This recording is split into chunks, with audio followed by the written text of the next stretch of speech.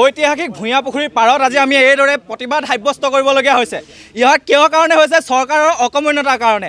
আৰু DC অফিচত আমি বিভিন্ন দল সংগঠনে বিভিন্ন ধৰণৰ স্মাৰকপত্ৰ প্ৰেৰণ কৰি আহিছোঁ, কিন্তু চৰকাৰ প্ৰশাসনৰ ফালৰ পৰা কোনো ধৰণৰ বিহিত ব্যৱস্থা গ্ৰহণ কৰা নাই। সেইবাবে আজি আমি লাচিত সেনা চুকাফা আটাচু আঞ্চলিক সমিতি, আদিবাসী ছাত্ৰ সন্থা, জাতীয়তাবাদী যুৱ ছাত্ৰ পৰিষদকে আদি কৰি বিভিন্ন দল সংগঠনে আজি ইয়াত প্ৰতিবাদ কৰিবলগীয়া হৈছে। ইয়াৰ প্ৰতিবাদৰ ফলতো যদি চৰকাৰ প্ৰশাসনে এই ভূঞা পুখুৰীৰ যি বেদখল কৰিছে, এই বেদখলকাৰীক যদি উচ্ছেদ নকৰে, তেনেহ'লে আমি জাতীয় যিমান দল সংগঠন আছোঁ সকলোৱে আমাৰ নিজৰ ববীয়াকৈ আমি ব্যৱস্থা কৰিম।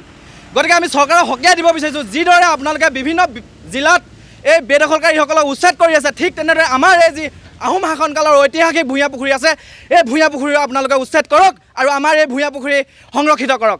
আৰু লগতে হয়, আপোনালোকে দেখিবলৈ পাইছে যে এজন জ্যেষ্ঠ সাংবাদিক তথা এজন সামাজিকভাৱে সচেতন ব্যক্তিক কিদৰে বেদখলকাৰীয়ে আজি আমাৰ অসমত আহি আমাৰ সন্মুখতে তেওঁলোকে আজি প্ৰহাৰ কৰিবলৈ উদ্যত হ'ল আৰু প্ৰহাৰ কৰিছে। গতিকে আমি চৰকাৰ প্ৰশাসনক অনুৰোধ জনাম যে এই যি আক্ৰমণকাৰী মহিলা, এই মহিলাক 12 ঘণ্টাৰ পিছত এৰি দিয়া বুলি শুনিছোঁ। গতিকে এখেতক কায়ক্ত কৰিব লাগে আৰু কায়ক্ত কৰি বিহিত ব্যৱস্থা গ্ৰহণ কৰিব লাগে। অন্যথা আমি বিভিন্ন জাতীয় দল সংগঠনে আমি জংগী আন্দোলন কৰিবলৈ আমি প্ৰস্তুত আছোঁ। এয়া আমি চৰকাৰক সকীয়াই দিলোঁ। চৰাইদেউ জিলাৰ আমাৰ আহোমৰ ৰাজধানী যি এই ভূঞা পুখুৰীত ইতিহাস প্ৰসিদ্ধ এই বিজড়িত ভূঞা পুখুৰী আচলতে বেদখলৰ কবলত আমি জিলা প্ৰশাসনক আমি স্মাৰকপত্ৰ প্ৰদান কৰিছোঁ, আয়ুক্ত মহোদয়ক স্মাৰকপত্ৰ প্ৰদান কৰিছোঁ, ইয়াৰ স্থানীয় যি নেকি ৰাজহ চৰকাৰৰ বিষয়াক আমি স্মাৰকপত্ৰ প্ৰদান কৰিছোঁ। বৰ্তমানলৈকে এতিয়ালৈকে আচলতে উচ্ছেদ কৰা নাই। ইয়াত আমি লাচিত সেনা অসম আৰু আমাৰ বিভিন্ন টাই আহোমৰ জনগোষ্ঠী আৰু আচ্ছা সকলোৱে একগোট হৈ লৈ পিনে আজি ৰাজপথত ওলাই আহিবলগীয়া এনেকুৱা পৰিস্থিতি হৈছে।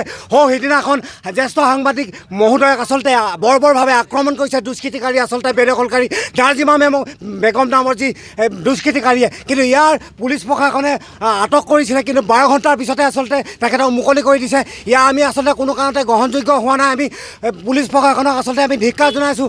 আকৌ যাতে তেখেতক অতি সোনকালে অতি বিলম্বে আচলতে গ্ৰেপ্তাৰ কৰি জেল হাজতলৈ প্ৰেৰণ কৰিবৰ কাৰণে আমি দাবী উত্থাপন জনাইছোঁ। আমি আচলতে যদি জিলা প্ৰশাসনে কোনো বিহিত ব্যৱস্থা গ্ৰহণ নকৰে, তেতিয়াহ'লে আমি নিজাববীয়াকৈ ওলাই আহিম। যিকোনো পৰিৱেশৰ পৰিস্থিতি যদি ভয়ংকৰ সৃষ্টি হয়, তেতিয়া আমি এই সংগঠনৰ কোনো কাৰণত জগৰীয়া নহয়। হয়, আজি আমি সদৌ আদিবাসী ছাত্ৰ সন্থা আৰু আমাৰ সকলো বিভিন্ন দল সংগঠনে আজি মিলি ৰাজপথ অৱৰোধ কৰিবলৈ বাধ্য হৈছোঁ। যিহেতু সিদিনা এজন জ্যেষ্ঠ সাংবাদিকক এগৰাকী মিয়া মহিলাই আক্ৰমণ কৰিলে। তাৰ ক্ষেত্ৰত আমাৰ যি এই প্ৰশাসন আছে বা আমাৰ এই চৰকাৰখন আছে, সকলোৱে এই বিষয়ত অৱগত, কিন্তু তেওঁলোক আজিলৈকে নিমাত।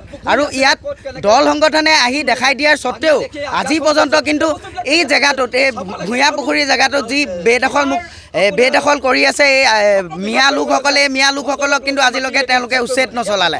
আমি এটা গোন্ধ পাইছোঁ যে অসম চৰকাৰে যে 2026ৰ কাৰণে তেওঁলোকে উচ্ছেদ কাৰ্যসূচীটো চলাইছে নেকি।